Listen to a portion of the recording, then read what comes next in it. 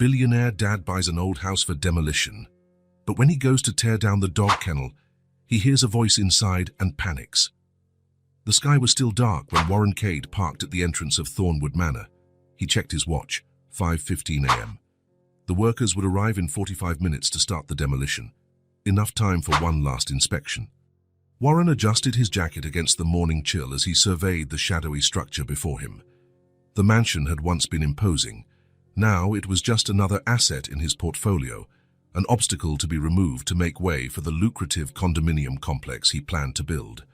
For $3.5 million for this ruin, he muttered to himself as he walked through the overgrown garden. It'll be worth every penny when we're done. At 48, Warren had built a real estate empire by buying old properties, demolishing them, and erecting modern structures. He wasn't a man for sentimentality. He was a man of business. His cell phone vibrated. A text message from Jackson, the demolition supervisor, confirming the crew would be on site at 6 o'clock sharp. Warren replied with a simple, "Okay," and pocketed the device. He liked to personally check each property before demolition. Details made all the difference in his projects. Instead of entering through the main door, he decided to walk around the mansion, assessing the land where luxury homes with lake views would soon stand. The property was extensive, with several auxiliary buildings scattered in the back, an old stable, a tool shed, and a stone dog kennel that seemed to have withstood time better than the rest of the structures. The dog kennel caught his eye. It wasn't in the main photos of the appraisal report. Warren checked the blueprint on his tablet, confirming it would be demolished along with everything else. He decided to take a closer look. Maybe the stone could be repurposed. As he approached the structure, he noticed something strange. The metal gate was ajar, swinging slightly in the morning breeze. A broken chain hung from one side. Warren frowned. The property was supposed to have been vacant and locked up for years. The last security report from 3 days ago mentioned no signs of trespassing. Probably teenagers looking for a place to drink, he thought, pushing the gate, which groaned on its rusted hinges. The interior was dark. Warren turned on his phone's flashlight, illuminating a corridor that branched into several compartments. It smelled of mold and abandonment. "Hello?" he called out, more by reflex than actually expecting an answer. "Is anyone here?" Silence was his only reply. He was about to turn back when he heard it, a soft, almost inaudible cry. Warren froze. The sound was fragile, muffled, but unmistakably human, and it didn't sound like an adult's cry. "Is anyone there?" he asked again, his voice echoing off the stone walls. The crying stopped abruptly. A shiver ran down his spine. Warren wasn't a man of irrational fears, but something about that sudden silence deeply disturbed him. "I just want to help," he said, cautiously advancing down the corridor, the beam of his flashlight cutting through the darkness ahead. That's when he heard a tiny voice, and so low he almost missed it. "Mommy." Warren's heart pounded. A child. Here. With demolition machinery arriving in less than half an hour. "Oh my God," he murmured, a sudden panic seizing him. He ran down the corridor, frantically lighting up each compartment. The demolition would begin with the auxiliary structures. This kennel would be one of the first to come down. "Where are you?" he called, no longer bothering to hide the urgency in his voice. "Please answer." In the last compartment, the beam of light finally found her, huddled against the wall. A small girl watched him with wide, frightened eyes. She couldn't have been more than 4 years old. Dark, matted hair framed a dirty face, streaked with dried tears. She wore an oversized t-shirt that served as a dress, and her bare feet were soiled and scratched. In her arms, she clutched a teddy bear as worn as herself. Warren's panic intensified. A child, a small child, was about to be buried under tons of rubble. "Hello," he said, forcing himself to soften his voice as he crouched down. "Don't be scared. I won't hurt you." The girl just stared at him, visibly trembling. Warren looked at his watch, 5:35. The workers would be arriving soon. There was no time to lose.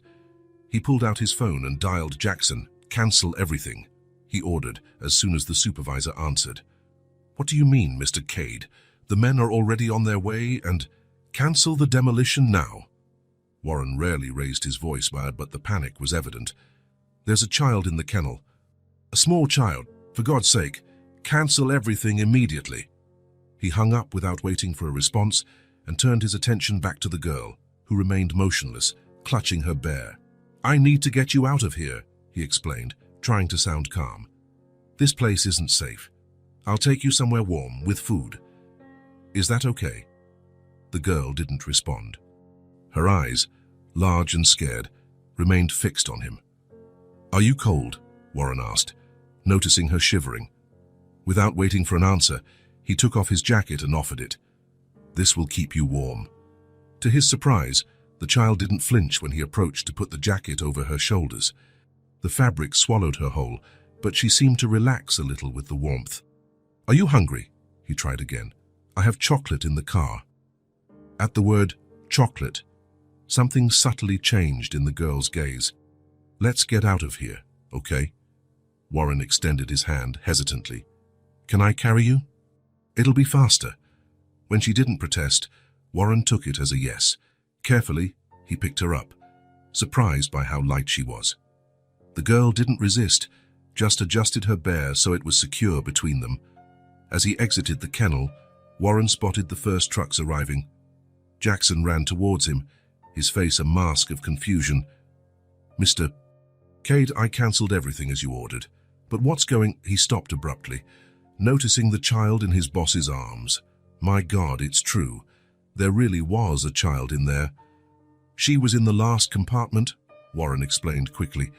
"The demolition is suspended until further notice. I need to take her to a hospital." "But the costs of the delay, sir." "The contractual penalty." "I don't care about the costs," Warren interrupted. "A child almost died today. The costs are irrelevant." Without waiting for a reply, he hurried to his car, shielding the girl from the curious stares of the workers who were starting to gather. In the car, he seated her in the back and turned on the heater. The morning was cold, and she was still trembling despite the jacket. "Better now?" he asked, adjusting the temperature. The girl didn't answer, but her eyes watched his every move, attentive and suspicious. Warren searched the glove compartment and found a chocolate bar. He unwrapped it and offered it as, "Here, it's for you." She hesitated for a long moment before reaching out her small hand and taking the chocolate. She didn't eat it immediately, just held it, as if waiting for permission. "You can eat it," Warren encouraged. "It's all yours." Only then did she take a small bite, her eyes never leaving his face. After the first bite, she devoured the rest quickly, confirming what Warren suspected. She was famished. "We're going to the doctor, okay? Just to make sure you're all right." Warren started the car and drove away from the property, watching in the rearview mirror as the girl had curled up in his jacket, creating a protective cocoon around herself and the bear. During the 20-minute drive to the nearest hospital, he tried to start a conversation several times. "What's your name? Where's your mom? How did you end up in that place?" No answer. The girl remained silent, as if she had forgotten how to speak, or as if she had decided not to speak anymore. At the hospital, Warren's imposing presence, his expensive suit beneath his absent jacket, his luxury watch, his authoritative tone, ensured immediate attention. A kind nurse took over the girl's care, who unexpectedly clutched Warren's hand when they tried to take her away. "It's okay," he assured, surprised by her reaction. "They just want to examine you, see if you're well. I'll be waiting here." The girl hesitated, her eyes seeking confirmation in his face. Finally, she let go of his hand and followed the nurse with reluctant steps, the bear firmly clasped in her embrace. While waiting, Warren made calls, first to his lawyer, explaining the situation and asking for legal guidance, then to his assistant, cancelling all his appointments for the day. Finally, to the supervisor, confirming the demolition suspension indefinitely. "Mr. Cade." Warren looked up. A middle-aged doctor observed him with a serious expression. "How is she?" he asked, standing up. "Come with me, please." Warren followed the doctor to a small office adjacent to the pediatric ward. "The girl is malnourished and mildly dehydrated," the doctor explained, consulting his notes. "She has some old bruises, but nothing recent or indicative of systematic abuse." I'd say she spent a few days without proper care. And why doesn't she speak?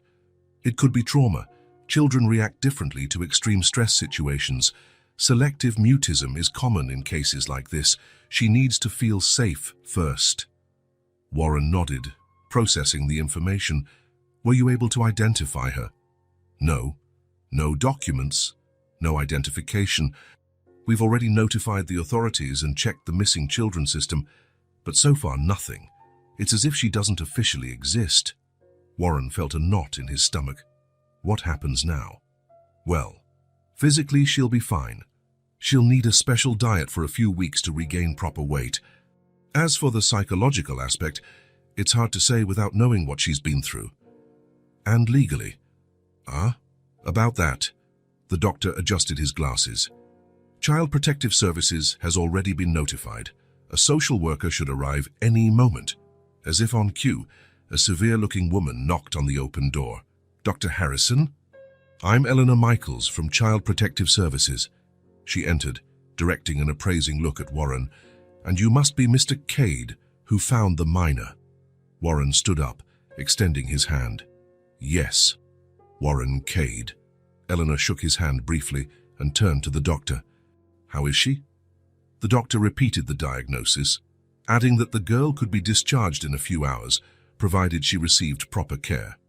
Great, Eleanor said, opening her folder. I've already arranged a spot at the state shelter. She'll stay there while we investigate her case and look for relatives. Warren felt a strange pang in his chest. Shelter. Yes, Mr. Cade. It's standard procedure. The shelter has adequate facilities and trained professionals to handle cases like this. Something in the clinical way she spoke deeply bothered Warren. He thought of the scared little girl he had found in that dark kennel. He thought of how she had clutched his hand, as if he were her only anchor in an unknown world. He thought of the almost non-existent weight of her body when he carried her. No, he said firmly, surprising himself. Excuse me. Eleanor raised an eyebrow. She's coming with me. Eleanor and the doctor exchanged glances. Mr. Cade, the social worker began, her tone condescending. It's not that simple. There are procedures, evaluations, legal requirements. Then tell me what I need to do, Warren interrupted, using the same decisive tone he employed in tough negotiations. I want to assume temporary guardianship of her while all this is sorted out. Eleanor studied him for a moment, as if trying to ascertain his intentions. Why? She finally asked. You have no obligation to this child. Warren had no ready answer for that, at least not one that made logical sense. How to explain the panic he'd felt hearing that cry in the kennel minutes before demolition? How to justify the absolute certainty that he couldn't just hand her over to the system and go back to his life? Because I found her, he said simply.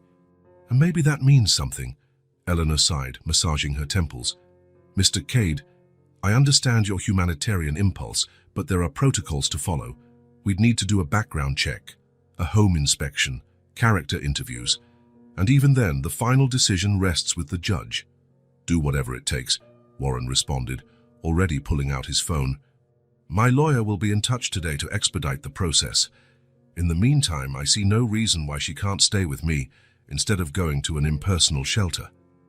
The doctor, who had been watching the exchange with interest, interjected, If you'll permit a medical opinion, stability is crucial right now.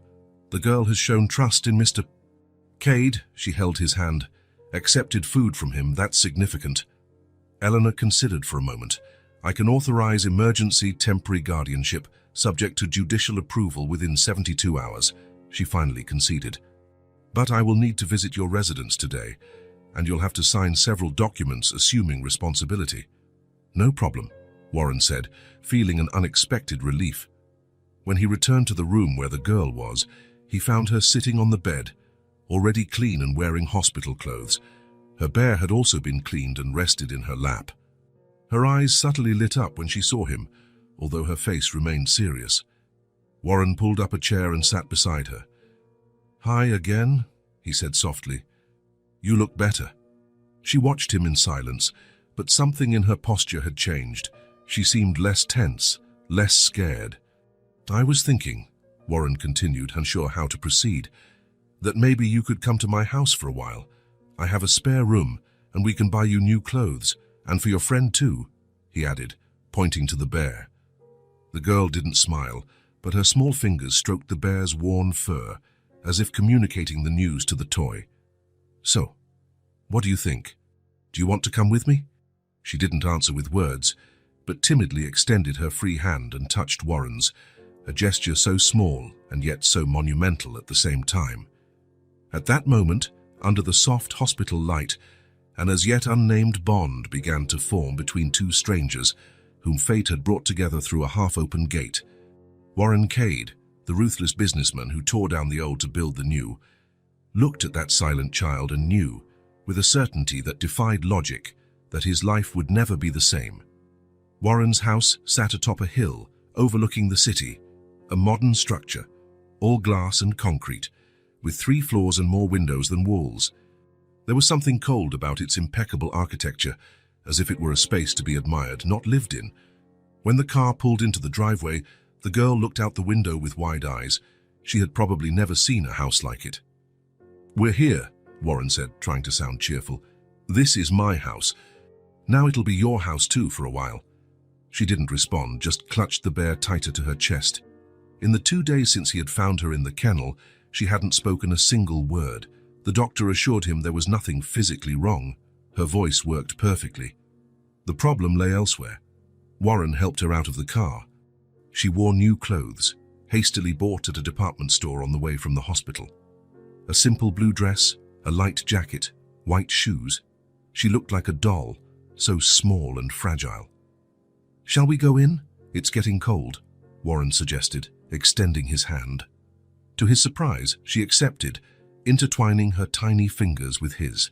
It was a small but significant gesture. The main door opened automatically as they approached, part of the house's smart security system.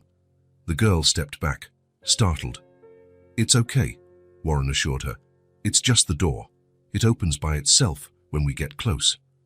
They entered the spacious foyer, with its marble floor and floating staircase leading to the upper floors. Late afternoon light streamed in through the ceiling windows, creating golden patterns on the floor. "Susan," Warren called. "We're home." Susan Finch, the housekeeper who had worked for him for 8 years, appeared from the kitchen. She was a woman in her 60s, grey hair always pulled back in a bun, with a kind but efficient demeanor. "Mr. Cade," she greeted him, and then her gaze fell on the girl. "And this must be our special guest." Warren had called Susan the day before, explaining the unusual situation. She had listened without question, one of the qualities he valued most in her. "Susan will take care of the house and prepare our meals," Warren explained to the girl. "She makes the best cookies in the world." The girl observed the housekeeper with the same attentive and suspicious gaze she directed at everything. "Hello, dear," Susan said, crouching down a bit but keeping her distance. "It's a pleasure to meet you." No response, just those large, watchful eyes. "The room is ready," Susan informed Warren. "I followed your instructions. I hope it's suitable." "I'm sure it is. Shall we go up and see?" The last part was directed at the girl, who was still clutching his hand. They ascended the stairs slowly, respecting the 4-year-old's pace. On the 2nd floor, they walked down the hallway to the last door on the right. "This will be your room," Warren announced, opening the door. "What do you think?" It was one of the guest rooms, quickly adapted for a child. The walls were a soft blue. The bed had a white canopy, and there was a small armchair in a corner. A bookshelf with some children's books and a dresser completed the furniture. Nothing too elaborate. Warren hadn't had time to hire a decorator, but it was clean, spacious, and welcoming. The girl entered hesitantly, her eyes scanning every detail of the room. She stopped in front of the window, which offered a view of the backyard. "The bathroom is here," Warren continued, showing her a door nearby. "It has everything you need inside." She turned to him, then walked to the bed and sat on the edge, the bear firm in her embrace. "Are you hungry? Susan has dinner ready." No response, just that fixed, observant gaze. "Well, I'll let you settle in. I'll be downstairs if you need anything." Warren left, closing the door partially. He stood in the hallway for a moment, unsure exactly what to do. He had never lived with a child before, not even when Silas was little. As he worked so much that he was rarely home, he didn't know how to act, what to say. On the ground floor, he found Susan in the kitchen. "How is she?" the housekeeper asked, as she finished preparing dinner. "Quiet. Hasn't said a word. Give her time. Children have their own pace." Warren nodded, though he wasn't sure how long it would take for this little stranger to start trusting him, or if she ever would. They ate in silence that first night. Susan had prepared roasted chicken and potatoes, a simple dish she imagined any child would like. The girl ate little, but she ate. Warren tried to make conversation a few times, without success. After dinner, unsure what else to do, Warren took her to the living room. "Do you want to watch some cartoons?" he asked, turning on the huge flat-screen TV. The girl sat on the sofa, quiet, the bear always close. Warren navigated through the channels until he found a colorful cartoon with talking animals. He sat next to her, keeping a respectful distance. For 20 minutes, they stayed like that, in silence, watching the animated figures on the screen. Warren wasn't really paying attention, more concerned with observing the girl's reactions. She watched with moderate interest, her eyes occasionally darting to examine the room, as if she were memorizing every detail. The next day, the routine repeated. Susan arrived early and prepared breakfast. The girl ate in silence, observing everything. Warren showed her the rest of the house, his office, the reading room, the backyard. She followed him like a small shadow, silent and attentive. That afternoon, Eleanor, the social worker, made her follow-up visit. She spoke with Warren in the living room, while the girl drew at a nearby small table. She asked how they were adapting, if there were any problems. "She still doesn't speak," Warren replied. "Is that normal?" "Every child reacts differently to trauma," Eleanor explained. "The important thing is not to force it. Create a safe and predictable environment. Trust will come with time." Before leaving, Eleanor knelt beside the girl and looked at her drawing, a simple house with a small figure beside it. "That's lovely," she praised. "Is that you?" The girl didn't respond, just kept drawing. Eleanor gave Warren a meaningful look. "Patience," she whispered, before saying goodbye. Days turned into a week. A quiet routine was established. In the morning, breakfast with Susan, then a few hours in the garden when the weather permitted. The girl liked to watch the birds and butterflies. Warren, who usually spent his days on the phone closing deals, found himself working less, preferring to accompany her on her silent explorations. In the afternoon, TV, cartoons, or books. Warren discovered an online children's bookstore and ordered dozens. He would sit with her in the reading room and tell stories, unsure if she was truly listening or just tolerating his presence. At night, the bath ritual, supervised by Susan, and then bedtime. Warren began reading stories to her to sleep, even without receiving any feedback. Sometimes, when he finished, he would watch her for a few minutes before leaving. There was something mesmerizing about her small presence, as if she had created her own gravitational field that he couldn't resist. The house, once so silent and orderly, began to show signs of a child's presence. Drawings stuck to the refrigerator door. Toys, few but well chosen, scattered around the living room. The occasional sound of cartoons, the clinking of her plate being carried to the sink after meals. Warren found himself buying more things for her: clothes, books, a finger-painting kit that Susan reluctantly approved, as long as it was only used at the kitchen table. He didn't know if he was trying to buy the girl's affection or just compensate for everything she probably never had. On the 10th day, Warren was in his office, reviewing some documents, when he noticed the silence. The girl was in the next room, where he had left her drawing. He heard no sound. Concerned, he got up and went to check. He found her standing in front of the photo shelf, one of the few personal items displayed in the austere house. She was staring fixedly at one particular photograph. Warren approached slowly. "That's my son," he explained, pointing to the photo she was looking at. A young man of about 20, smiling reservedly at the camera. "Silas, he lives far away. He's studying." The girl touched the frame with delicate fingers, then looked at Warren as if comparing their faces. "Yes, he looks like me," Warren confirmed, smiling slightly. "He has my eyes." It was the closest they had come to a real conversation so far. Afterwards, they returned to the comfortable silence they had established. She, drawing.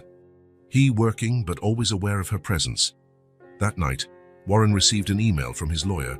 Initial investigations had found no record of the girl in national databases, no missing child with her description, no cries for help. It was as if she had appeared out of nowhere in that abandoned kennel. The hearing to decide on temporary guardianship was scheduled for the following week. Warren closed his laptop, feeling a mixture of relief and concern. Part of him wanted to find out where she came from, who her family was. Another part, a part that surprised him, feared someone would show up to take her away. He went up to her room at the usual time.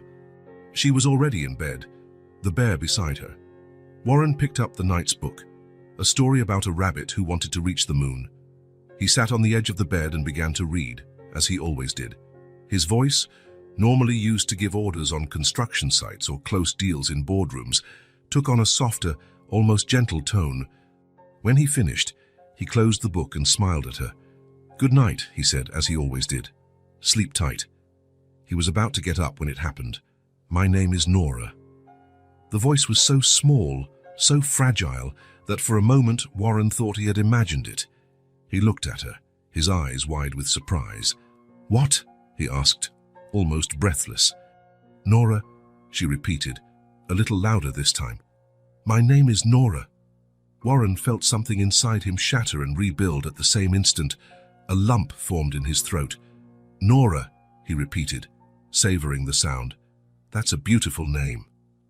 A small smile of the first appeared on her face.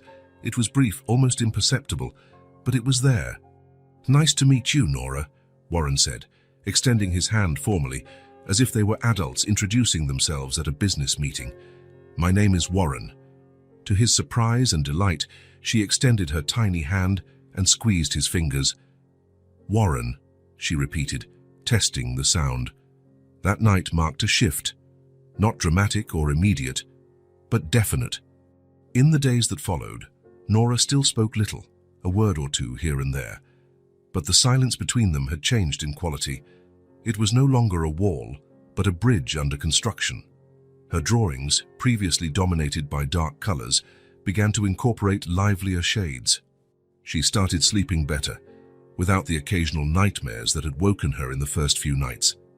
On a particularly sunny afternoon, while they watched birds in the garden, Warren heard her laugh for the first time, a small, precious sound that made his heart leap. That night, as he received her from Susan after her bath, Warren felt the weight of his new responsibility as never before. This small, fragile child now depended on him. Her well-being, her safety, her happiness, it was all in his hands. In other times, such responsibility would have scared him. He would have looked for a way out, a way to pass the problem to someone else, as he had done so many times with Silas, leaving him in the care of nannies and boarding schools. But now, looking at Nora in her teddy bear pajamas, meticulously brushing her hair, Warren was surprised by the certainty he felt. For the first time in his life, he didn't want to run from a responsibility. He wanted to embrace it, protect it, honor it. Nora needed him, and in some way he didn't yet fully understand. He needed her too. 3 weeks had passed since Nora first spoke his name. Small changes accumulated day by day, like drops forming a stream. Now she responded when called, asked for simple things, water, please, or Max more story, and even smiled occasionally, though her smiles were still rare and precious like diamonds. Warren adjusted his life around her. He moved most meetings to video conferences. He declined business trips. He hired someone to supervise the demolition of Thornwood Manor, which had finally begun without the kennel. He had specifically ordered that structure to be preserved without explaining the reason to anyone. On that Saturday morning, the sky was clear and the air crisp. Warren was making pancakes in the kitchen, a newly acquired skill through late-night online tutorials. Susan didn't work weekends, so it was just him and Nora. "Do you want strawberries or banana?" he asked, showing her both options. Nora, sitting at the table with her feet swinging, not reaching the floor, pointed to the strawberries. "Good choice," Warren approved, cutting the fruit into small pieces. As they ate, Warren noticed her watching the garden through the kitchen window. The days were getting warmer, and the flowers were starting to bloom. "Want to take a walk after breakfast?" he suggested. Nora nodded, her mouth full of pancake. "We can visit the pond. There are ducks there." "Ducks," she repeated, as if testing the word. Warren smiled. Each new word she spoke was a small victory. After breakfast, they went out to the garden. Warren had had a swing set and a small slide installed the previous week. Nora ran to the swing, her favorite activity. "Higher?" she asked, as Warren gently pushed her. "Just a little bit more," he agreed, always mindful of safety. As he watched her swing, back and forth against the blue sky, Warren thought about how dramatically his life had changed in such a short time. Before, his weekends were dedicated to informal investor meetings, business dinners, or simply catching up on work. Now they were filled with pancakes, swings, and simple discoveries. After some time in the garden, they walked to the small artificial pond about 500 yards from the house. It was a common area of the luxury community, but rarely frequented. Most residents preferred their private pools. They sat on a bench by the water's edge. Nora threw pieces of bread to the ducks who eagerly approached. "Do you like animals?" Warren asked. "Yes," she replied, watching a smaller duckling swim behind its mother. "I had a cat." Warren froze. It was the first time she had mentioned anything about her past. "You did?" he asked softly, trying not to show too much surprise. "What was he like?" "Orange," Nora said, still looking at the ducks. "His name was Sunny." "Sunny? What a beautiful name for an orange cat. Mommy chose it." Warren's heart raced. He wanted to ask more, to know everything, but he feared pushing her and making her close up again. He chose to wait, letting her continue if she wished. After a long silence, during which Nora finished feeding the ducks, she looked at Warren. "So Mommy's in heaven now." Warren felt a lump in his throat. "I'm so sorry, Nora." "She got sick," the girl continued, her voice small but clear, "coughed a lot. Then she fell asleep and didn't wake up." Warren closed his eyes for a moment, absorbing the weight of those simple words that carried an enormous tragedy. "Were you alone after that?" he asked gently. Nora nodded. "I got hungry and cold. I waited a long time, but Mommy didn't wake up." She hugged her teddy bear, which she carried everywhere. "Then I went to find help." "And you found the mansion," Warren completed. "I walked a long way," she explained. "It was dark. I saw the big house. Nobody answered when I called. There was an open gate in the back. I went in because it was raining." "The kennel," Warren murmured, the pieces fitting together. "It seemed warmer inside," Nora said simply. "I stayed there waiting for someone to show up." And someone did show up, Warren thought. By pure chance, or perhaps not so coincidental. He had been there that specific morning, moments before the demolition. If he had arrived minutes later, or if he had ignored the crying. "How long were you there, Nora?" She shrugged. "Many days. I drank rainwater. I found some things to eat in the trash." She looked at the teddy bear. "But Fred was with me." "Fred," Warren repeated, looking at the worn bear. "That's a good name." "Mommy gave him to me," Nora explained. "She said Fred would protect me when she couldn't." Warren felt his eyes sting. He cleared his throat, trying to push away the emotion. "And he did protect you," he agreed. "Fred did a great job." They sat in silence for a few minutes, watching the ducks swim. Then Nora asked something that caught Warren by surprise. "Are you going to leave too?" The question hit him like a punch. Her voice didn't tremble, but her eyes revealed a deep, real fear.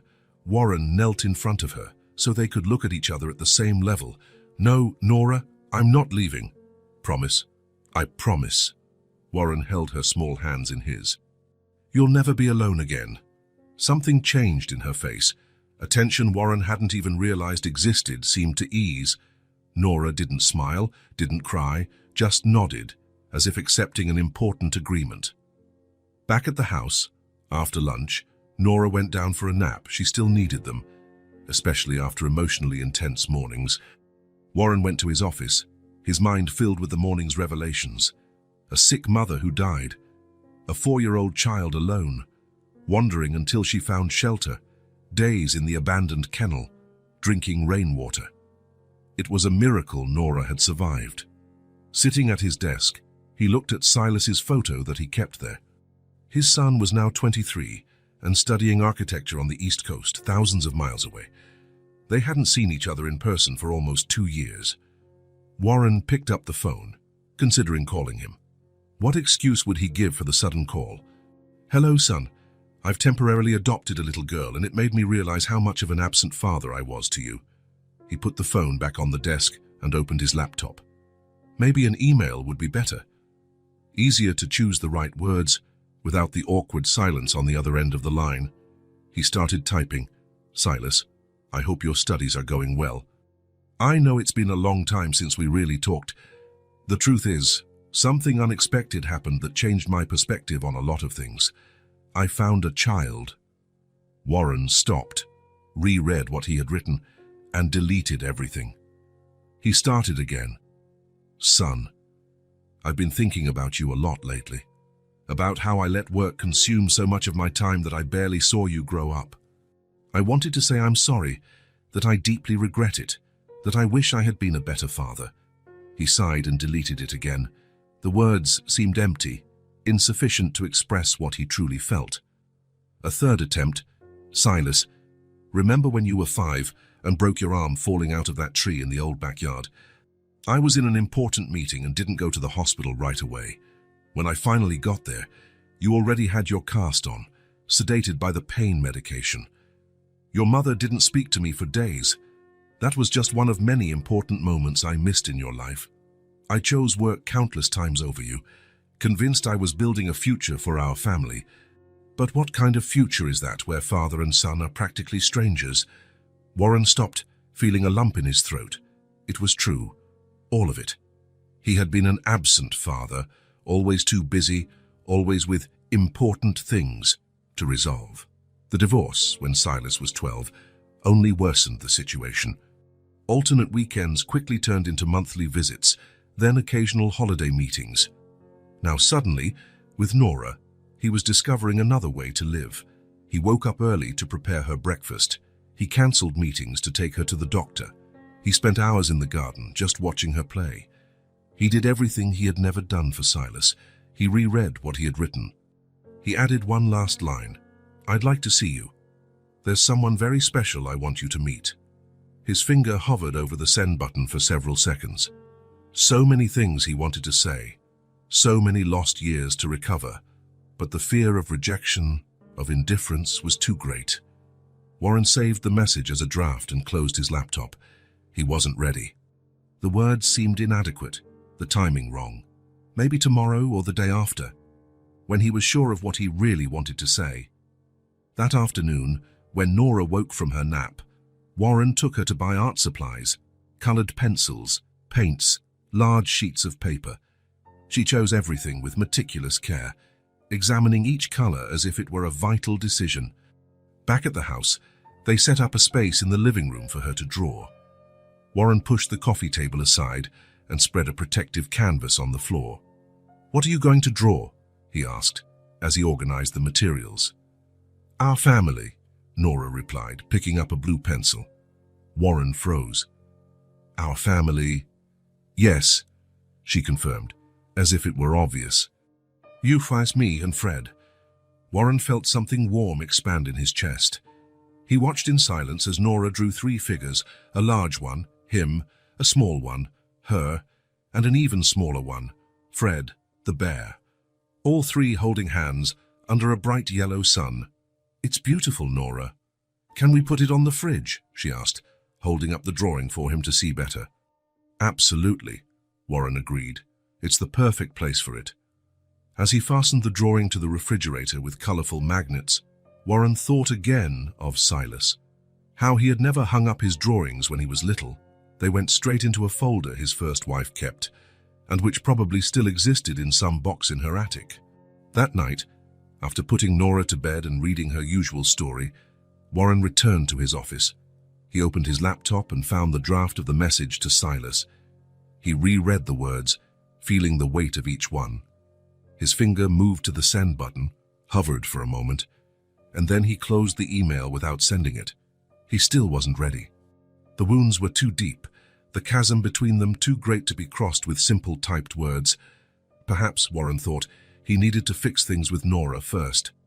Prove to himself that he could be the kind of father a child deserved.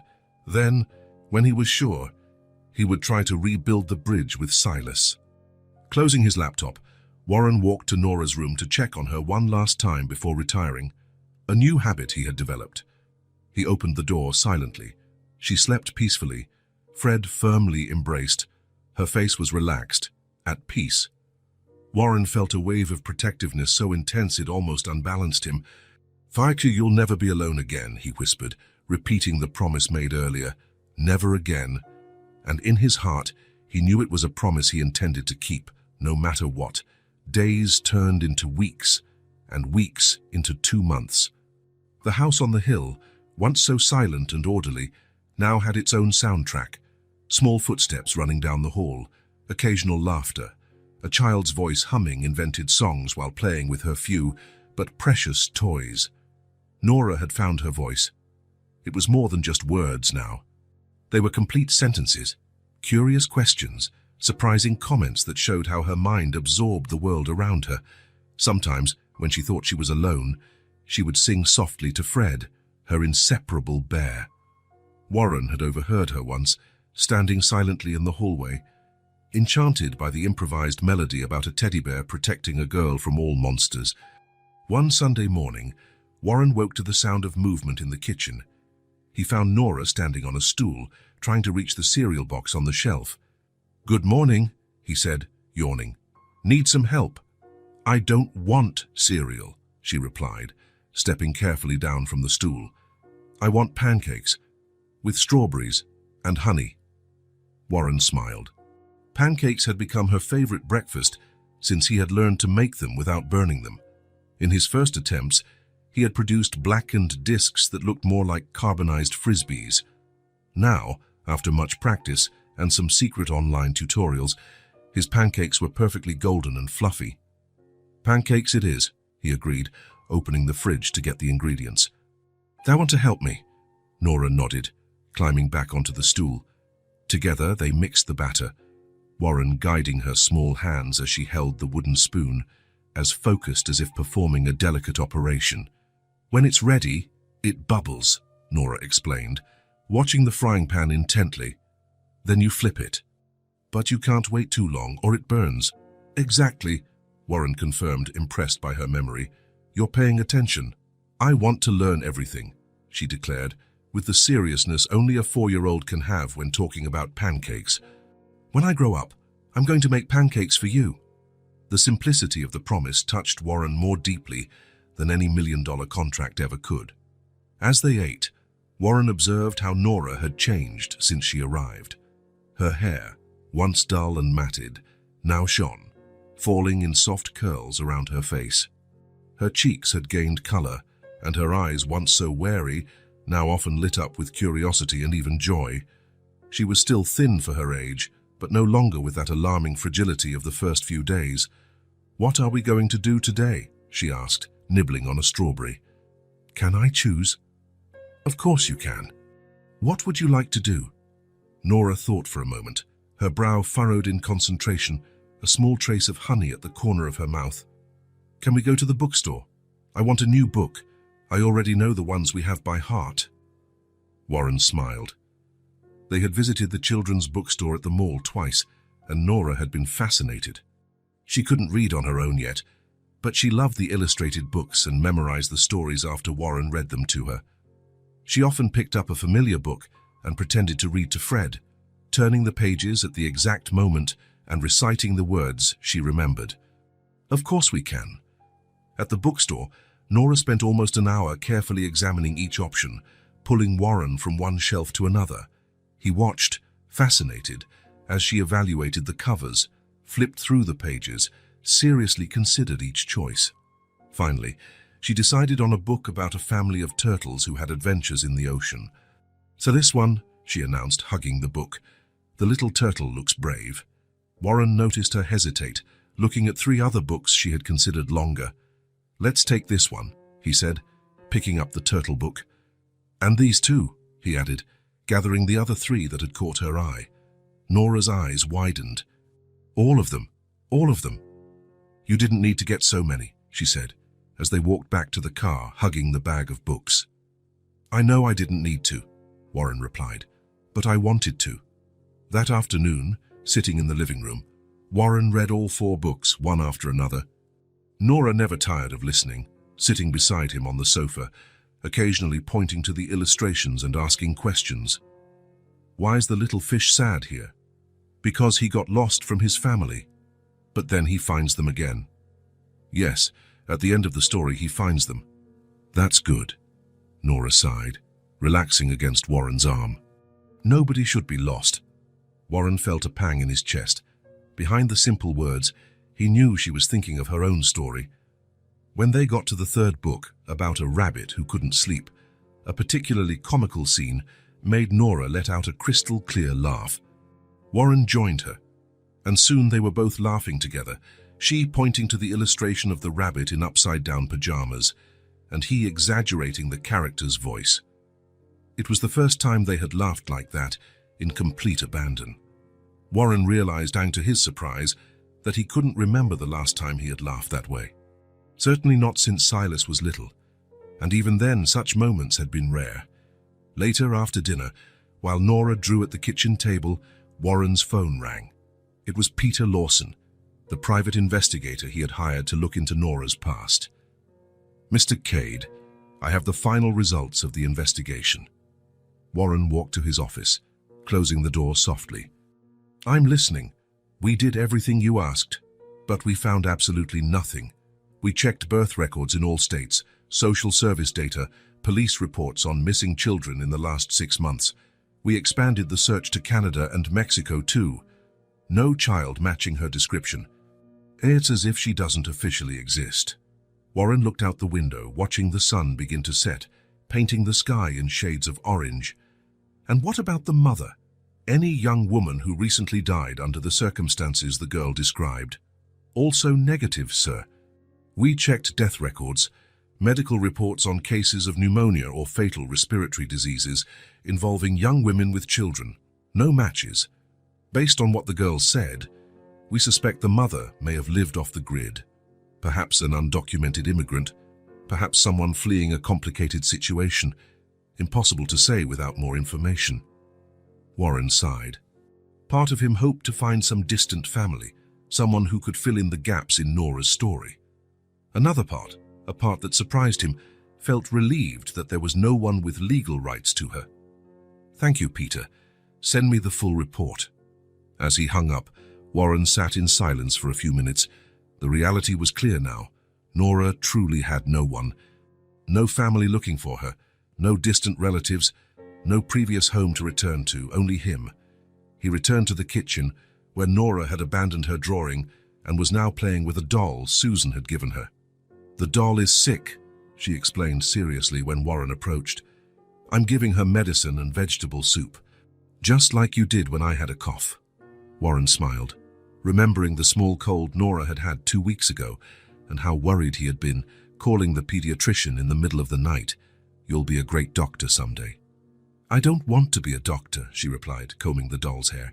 "I want to build houses like you." Warren laughed, genuinely surprised.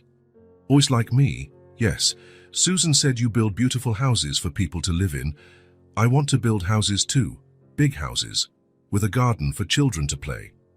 It was an enchanting simplification of what he really did. Buying properties, demolishing old structures, building luxury condos.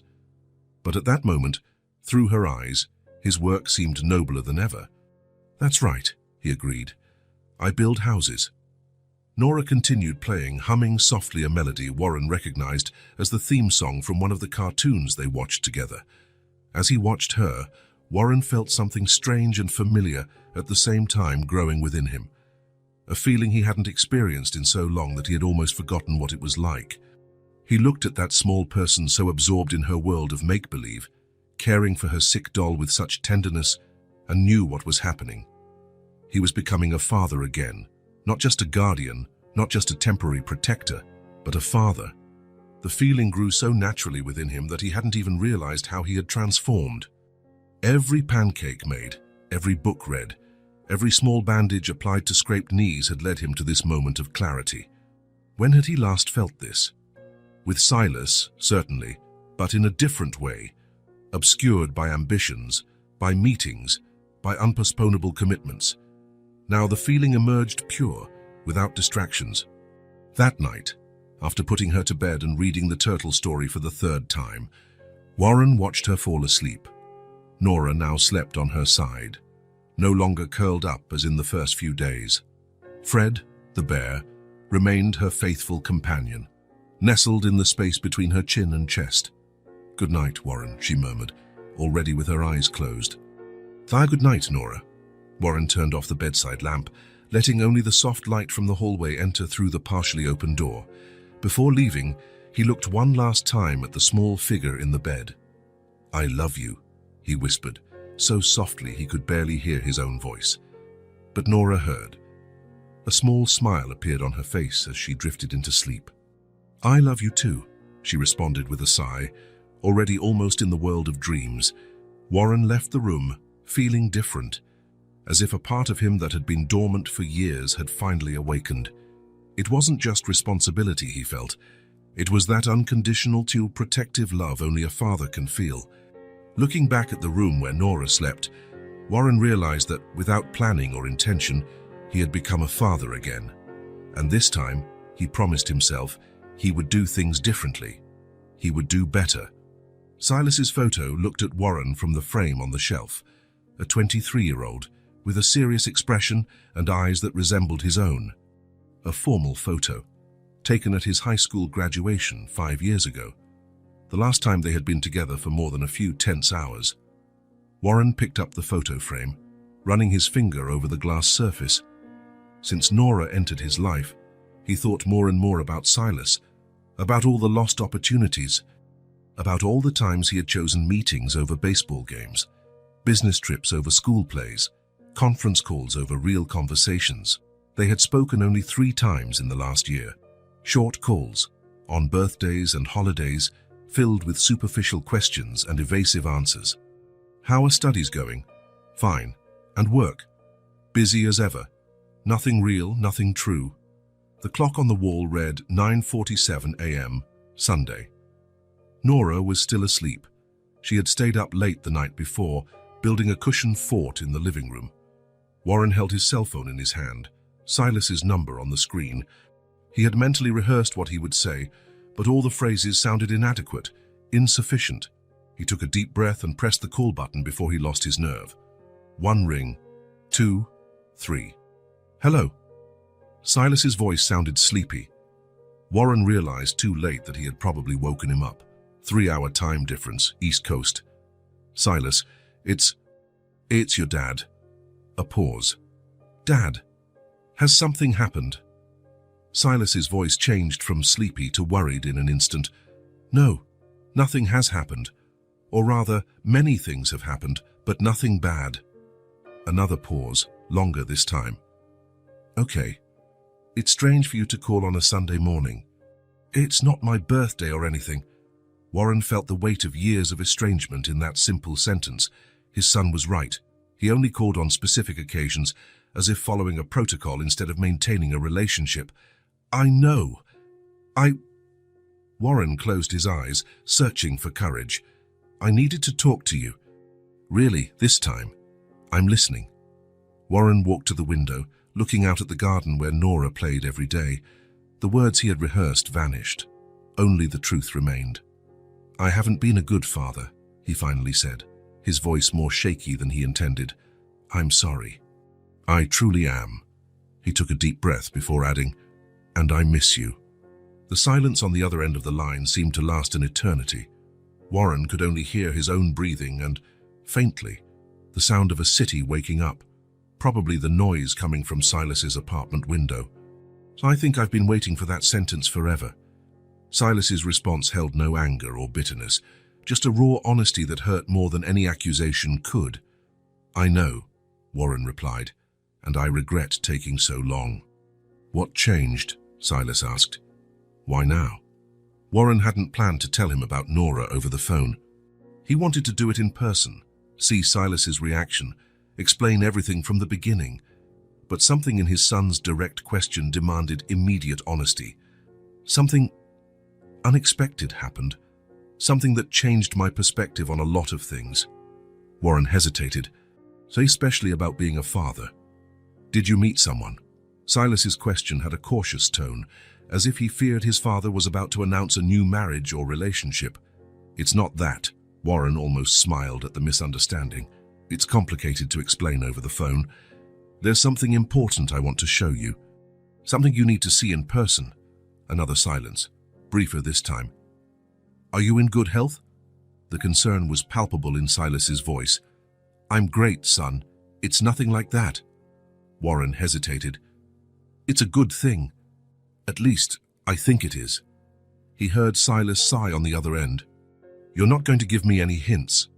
Warren thought of Nora, probably still asleep, clutching her inseparable teddy bear, of how she had transformed his house and his life in just a few months, of how he wanted Silas to meet her. I'd prefer you see for yourself. It's important to me. There was a brief silence, as if Silas was pondering. Our classes end in 2 weeks, he finally said. I can come home after final exams. Home.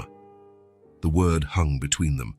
Silas still called his father's residence home, even after years of living away. Something in Warren warmed at that. That would be perfect, he responded, trying not to sound too eager. I can send you a ticket if you like. No need. I have enough money. The answer came quickly, almost defensively.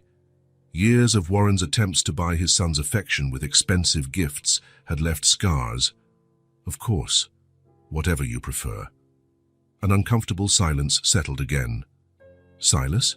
Yes? Thank you for agreeing to come. It means a lot to me. Don't thank me yet, Silas replied, but there was a slight hint of humor in his voice. I don't even know what you want to show me. Warren smiled. I believe you'll like the surprise. Now I'm curious. Good. I'll see you in 2 weeks then. Yes. I'll text you the flight when I buy the ticket. When they hung up, Warren remained by the window for a long time, the phone still in his hand. It had been easier than he expected, more difficult too in some way. The simple words, I'm sorry, I miss you, had been the hardest he had ever uttered, and also the truest. A soft rustle made him turn. Nora was standing in the office doorway, rubbing her sleepy eyes. Fred held firmly in her arm. Good morning, she said, yawning. Who were you talking to? Warren smiled, putting his phone in his pocket. To my son, Silas. Remember I showed you his picture? Nora nodded, suddenly more alert. The one who looks like you in the photos. That's the one. Warren crouched down to be at her height.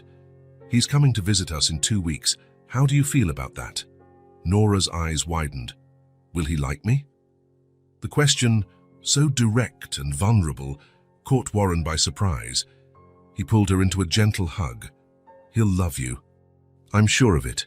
What if he doesn't? She insisted, the worry evident in her small voice. Warren pulled back slightly to look her in the eyes. Silas has a good heart. He just needs time sometimes, like all of us. But trust me, it's impossible not to like you. This seemed to satisfy her. Nora smiled, that rare and precious smile that lit up her whole face. Can I show him my drawings? Of course you can. And your books and the swing and anything else you want. As he followed Nora to the kitchen, where she was already talking animatedly about breakfast, Warren felt a mixture of anxiety and hope. In 2 weeks, the two worlds he had kept separate would meet, his past and his present. The son he had neglected and the girl who was teaching him to be a father again. For the first time in years, Warren Cade had something to look forward to beyond contracts and negotiations. The airport was busy that Friday afternoon. Warren checked the arrivals board for the 3rd time. Silas's flight had landed 10 minutes ago. He would soon be coming through those doors. In the 2 weeks since the call, Warren had meticulously prepared for the visit. Silas's room was ready, exactly as he had left it before leaving for college, with a few new touches. The refrigerator was stocked with his favorite foods, Warren had even cancelled all his meetings for the following week, something unthinkable a few months ago. But he hadn't told Silas about Nora. He had decided it was better to explain in person, to see his reaction, to allow the two of them to meet without preconceived expectations. Nora, on the other hand, knew all about Silas. Warren had shown her pictures, told her stories, explained that his son was studying architecture across the country. She had asked 1,000 questions: if he liked to draw like her, if he knew how to make pancakes, if he would bring presents. The last question had made Warren uneasy. Silas didn't know about Nora. How would he bring presents? He's very busy, Warren explained, feeling guilty about the half-truth. But I'm sure you two will get along great. The automatic doors opened, and a group of passengers began to exit. Warren stretched his neck, searching among the people, and then he saw him. Silas looked older than in the recent photos he had sent. Taller, perhaps, or just more mature. He wore jeans, a simple t-shirt, and a light jacket. A backpack on his back and a small suitcase completed his luggage. His eyes scanned the concourse until they met Warren's. There was a moment of hesitation before Silas approached. They didn't run to embrace like so many other families around them. Instead, a formal handshake transformed into a brief, awkward hug. "Good flight?" Warren asked, taking Silas's suitcase. Smooth. The flight was delayed a bit on takeoff, Dami, but they made up time in the air. Casual conversation continued in the car, about the weather, about traffic, about changes in the city since Silas's last visit. Nothing about the strange call from 2 weeks ago. Nothing about the high surprise Warren had mentioned. As they entered the road leading to the community where Warren lived, Silas finally brought up the subject. "So, Dad, are you going to tell me what this important thing you wanted to show me is?" Warren gripped the steering wheel tighter. "When we get home, it's better if you see it for yourself."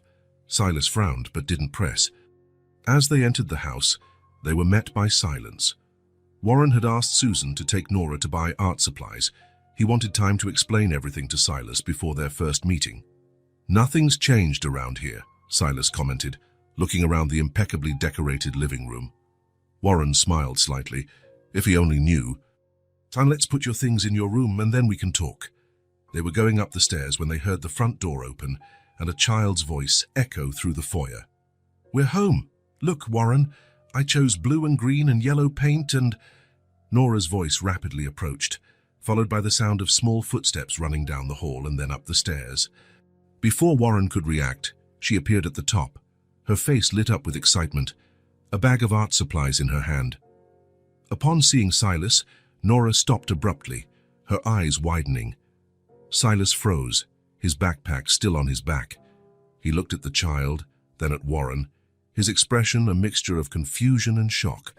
"Dad, who is this child?" The tone wasn't accusatory, just genuinely perplexed.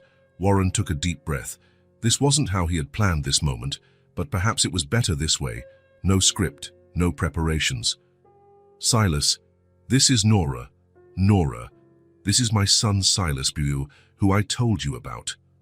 Nora, overcoming her initial surprise, smiled shyly. "Hi," she said, waving her free hand. "You look like the picture." Silas still looked confused, but managed a polite smile. "Hi, Nora. What a surprise to meet you." Warren noticed Susan standing at the bottom of the stairs, with a worried expression. "Susan, can you take Nora to arrange her new supplies in her room? Silas and I need to talk." "Of course, Mr. Cade. Shall we go, Nora?" Nora hesitated, looking from Warren to Silas, clearly reluctant to leave, now that the person she had heard so much about was finally here. "Later, you can show all your drawings to Silas," Warren promised. "Now we need to talk for a bit, okay?" She nodded, handing the bag to Susan and descending the stairs. Before following the housekeeper, she looked back one more time, smiling at Silas. In the office, with the door closed, Warren finally told him everything. The day he found Nora in the kennel minutes before the demolition, the impulsive decision to take her home instead of leaving her in the system, how gradually she had started to speak, to trust, to reveal fragments of her story, the sick mother who died, the days alone, wandering until she found shelter in the abandoned kennel. The detective confirmed, there are no records of her anywhere, no family looking for her. It's as if she just appeared out of nowhere that morning. Silas listened in silence, occasionally nodding, his expression unreadable. When Warren finished, he asked, "How long has she been with you?" "Almost 3 months now." "And what happens now? Will social services find a family for her?" Warren hesitated. "That's the thing, Silas. I've been thinking a lot about it." Before he could continue, they heard a soft knock at the door. It was Nora, holding a colorful paper. "Can I come in?" she asked, peeking through the partially open door. Warren looked at Silas, who nodded. "Of course, sweetheart," Warren replied. Nora entered timidly, going straight to Silas. "I made a drawing for you," she said, holding out the paper. "It's you, Warren, and me, and Fred too." Silas took the drawing. It showed 4 figures holding hands, a tall man with grey hair, Warren, a younger man, Silas, a small girl, Nora, and what appeared to be a brown teddy bear, Fred. Above them, a bright yellow sun and the word family, written in large, colourful letters. "You wrote that?" Silas asked, pointing to the word. "Warren taught me the letters," Nora explained proudly. "I know how to write my name too, and yours, Silas. Silas smiled, his first genuine smile since he arrived. "Very good. And it's an incredible drawing." He looked at Warren. "She's smart." "Very," Warren agreed, observing the interaction with a tight heart. Nora, satisfied with the reaction, smiled widely. "Are you going to stay here with us?" she asked. "For a few days," Silas replied, still studying the drawing. "I'm on vacation from school." "Cool. Can I show you my other drawings, and my books, and the swing in the garden?" Silas looked at Warren as if asking for permission. "Why don't you show Silas your room?" Warren suggested. "Then you can see the garden." As Nora left, pulling Silas by the hand, Warren remained in the office, a mixture of relief and apprehension. The meeting had gone better than he expected, but he still didn't truly know what Silas thought about the situation. Hours later, with Nora already in bed after insisting that Silas read her bedtime story, the 2 men sat on the porch with 2 beers. The silence between them was heavy with unasked questions. "She's amazing," Silas finally said, breaking the silence. "Oh, so smart and so resilient," Warren nodded. "I never thought this would happen," he admitted, "that I'd get so attached to someone in such a short time." "You've changed," Silas observed. "You're different with her." The observation contained years of unspoken history between them. Warren felt the weight of those words. "Silas, I know I wasn't the father you deserved. I was always busy, always prioritizing work. It's not about me now," Silas interrupted, without resentment in his voice. "It's about her, about what you're going to do." Warren took a deep breath. "What do you think I should do?" Silas looked at the house, at the window of the room where Nora slept. "She's already chosen you," he said simply. "Now it's your turn to do it." The words hit Warren like a bolt of clarity. That was exactly it. Nora had chosen him from the very first moment, trusting him when she had no reason to trust adults. Now it was up to him to make the conscious, official, permanent choice. "I'm going to start the adoption process," he said, the words sounding right as soon as he spoke them. "I want her to be my daughter, legally. Forever." Silas smiled, raising his beer bottle in a silent toast.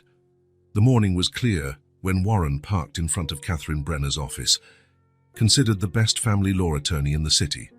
The building, an old renovated mansion, maintained its classic elegance outside and modern professionalism inside.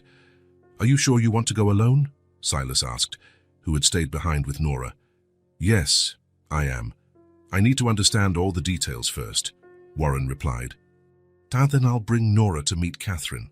Now sitting in the leather chair before the middle-aged lawyer, Warren felt a mixture of determination and anxiety that he didn't experience even in the biggest deals of his career. "So," Catherine said, after hearing the whole story, "you want to adopt Nora permanently?" "Yes. I've had temporary guardianship for almost 3 months now. I want to make it official, permanent." Catherine nodded, making some notes. From what you tell me, we have a solid case. No identified relatives. You've already established a significant bond. The social worker's reports are favorable. She looked at Warren over her glasses. But I need to be clear about all legal aspects, including potential obstacles. Warren shifted in his chair. What obstacles? The main one is the possibility, however remote, that a relative of Nora's might appear during the process. Catherine shuffled through her notes. According to your private investigation, there are no official records of her. This is unusual, but not impossible in cases of undocumented immigrant mothers or people living off the grid. And if someone appears, the lawyer took a deep breath. It depends on who it is and the circumstances. A close relative, father, grandparents, aunts, uncles, could claim guardianship. The system generally prioritizes biological ties, especially in cases of young children. Warren felt a pang in his chest. Even if she's safe and well with me, even if she doesn't want to go. The law considers the child's best interest, but there's a presumption that being with biological family is generally that best interest. Catherine softened her tone. I'm not saying it will happen, just that we need to be prepared for that possibility. Warren was silent for a moment, absorbing the impact of those words. The idea of losing Nora to someone who had never been present, who had never protected her when she needed it most, was unbearable. What are the real chances of that happening? Honestly, low. 3 months have already passed without anyone looking for her. The investigation found nothing, but the court will require a period of searching for relatives and publishing notices before finalizing the adoption. It's standard protocol. Warren ran a hand through his hair. How long does the whole process take? Under normal circumstances, 6 months to a year. But I can request acceleration, considering the time she's already been with you, and the fact that there are no other adoption candidates. When Warren left the office, he carried a folder full of forms to fill out and a new concern weighing on his shoulders. The possibility, however remote, of losing Nora was like a shadow hanging over his determination. At home, he found Nora and Silas in the garden. She was showing him how she could swing by herself without being pushed. Look, Warren, look how high I go. Warren forced a smile, hiding his concern. Amazing, Nora. You're almost flying. During dinner, Warren remained quiet, answering Nora's questions with short sentences, his mind elsewhere. When it was time to put her to bed, she surprised him with a question. Are you sad with me? The question caught him off guard. Of course not. Why would you think that? You're different.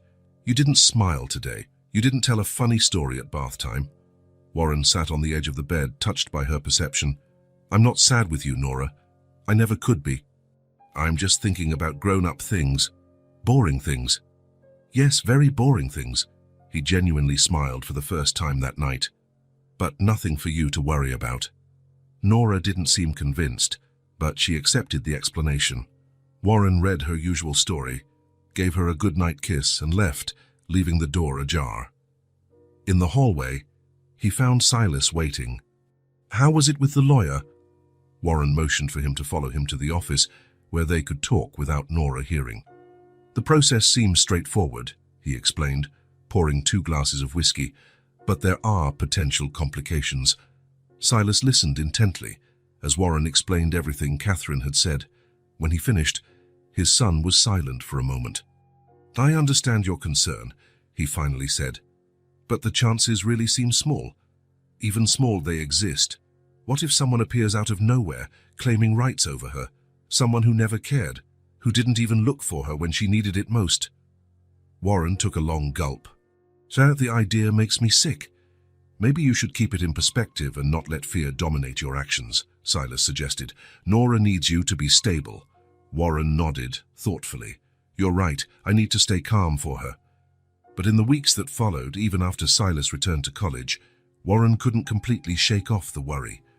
The adoption process moved forward. Forms were filled out, interviews conducted, home visits performed. Each step brought the adoption closer, but also kept alive the possibility of complications.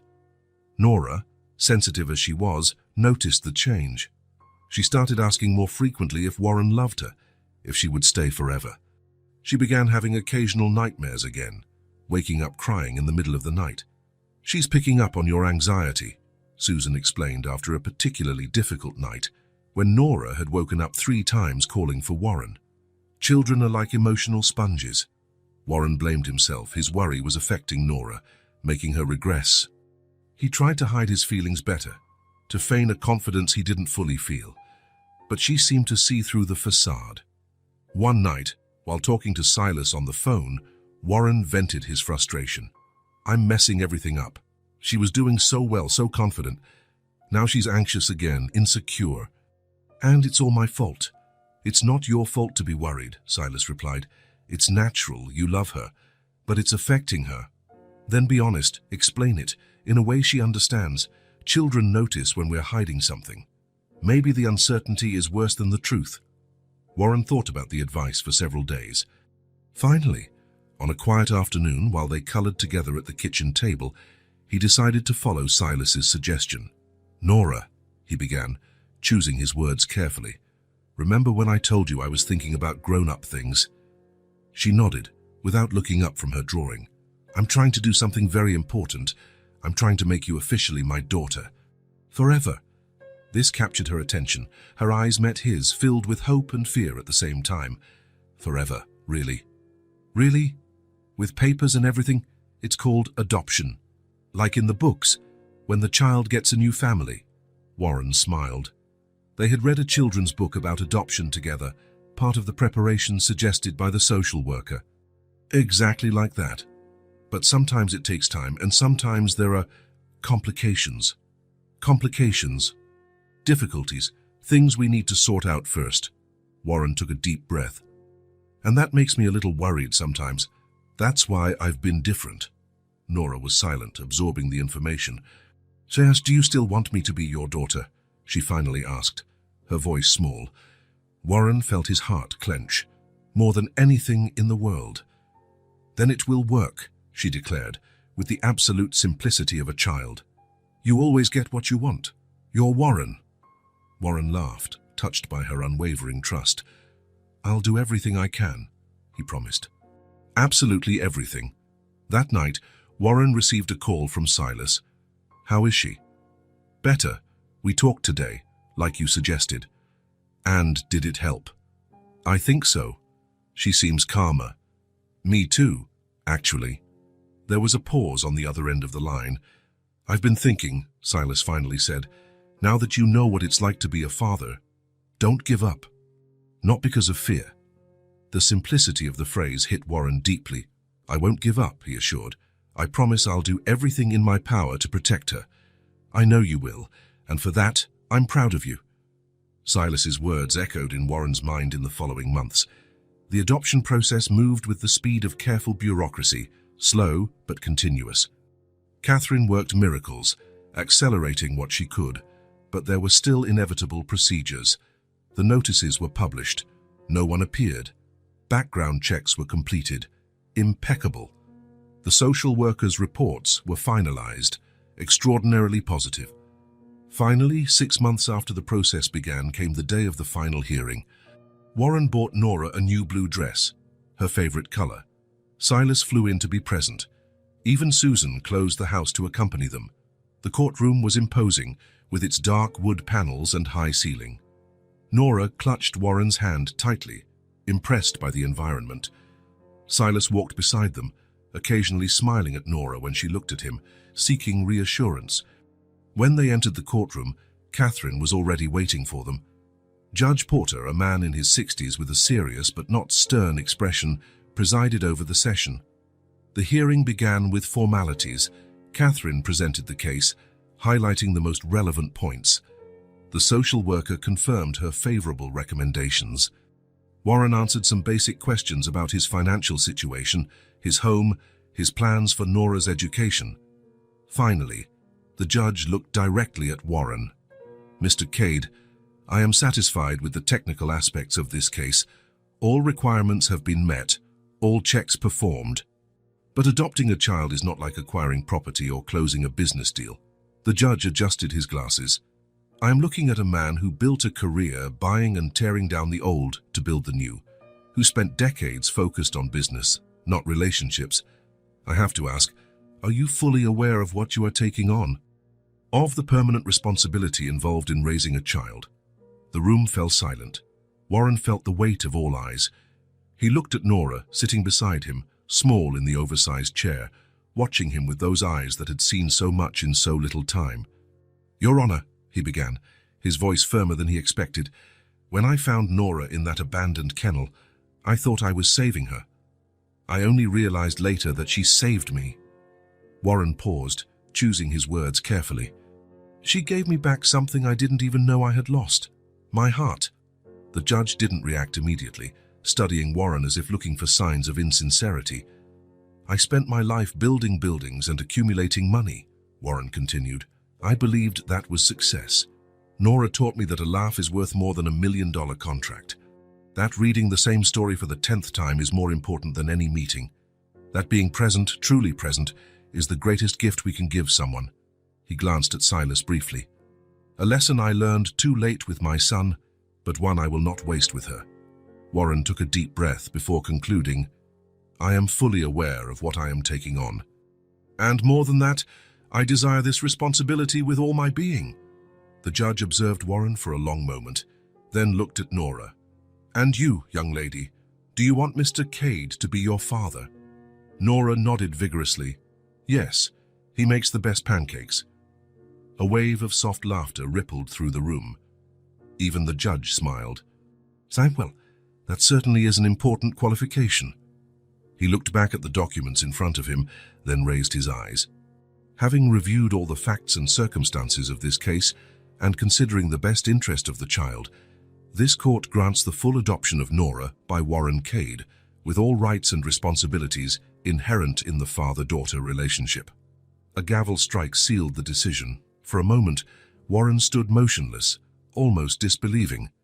Then he felt Nora's small arms wrap around his neck as she jumped into his lap. "Are we family now?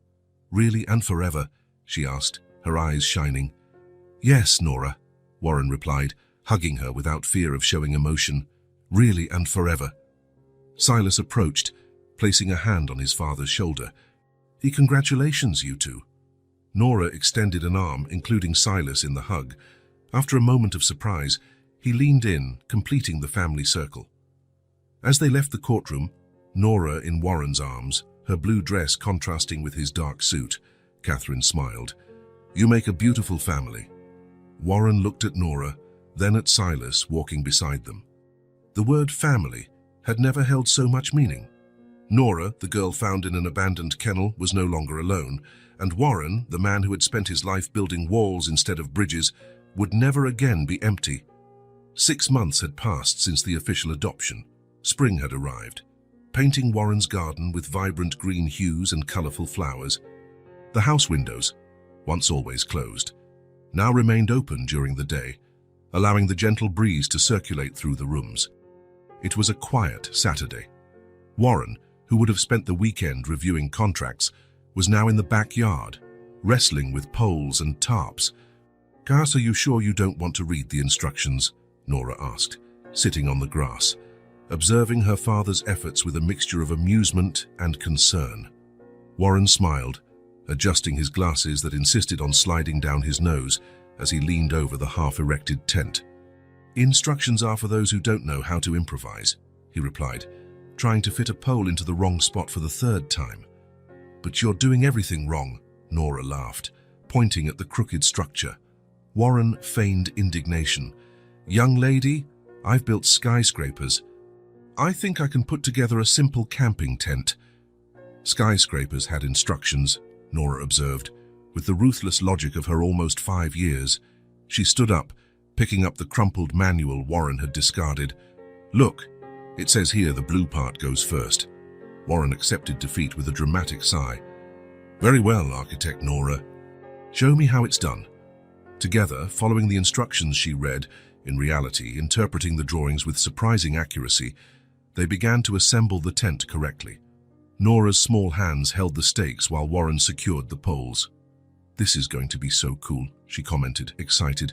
"Are we going to sleep right here, with the stars?" "That's the plan. Our first camping night.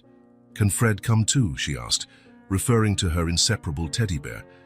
"Of course, Fred is part of the family." They were so focused on the task that they didn't notice the car parking. Only when they heard the garden gate open did they look up. "Looks like I arrived just in time," Silas observed, carrying a tray with glasses and a large pitcher. "I brought reinforcements for the campers." "Silas!" Nora ran to him, hugging his legs.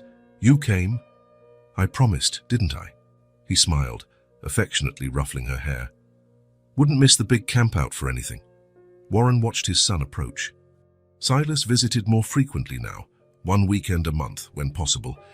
He had decided to transfer to a closer university next semester, to be closer to family, as he had explained.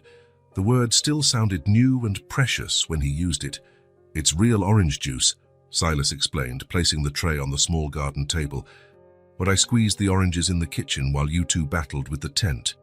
"We're almost getting it," Nora informed him, pulling him by the hand. "You can help with the top part, because it's too high for me." The three worked together, laughing at mistakes, celebrating small progress. Warren, accustomed to delegating tasks and supervising from afar, was now on his knees in the grass, his hands dirty with soil, his face flushed from effort and the afternoon sun. When they finally finished, the blue tent stood in the center of the lawn, not perfectly aligned, perhaps, but sturdy and welcoming. "We did it," Nora cheered, clapping her hands.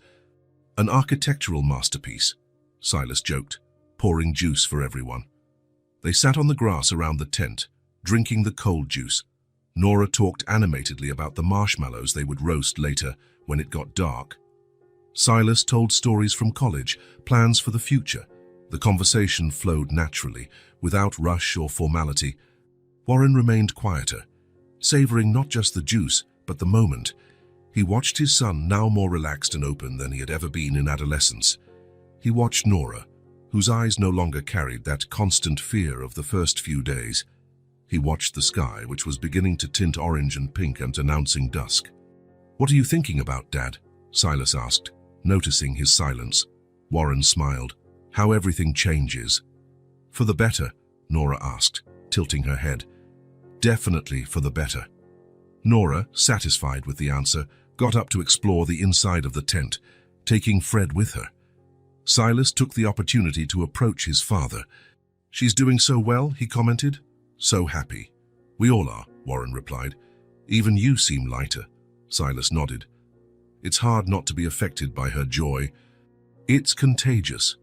When Nora called Silas to help her arrange the sleeping bags inside the tent, Warren was left alone for a moment, taking in the scene, his son and his daughter, laughing together as they arranged their small, improvised camp.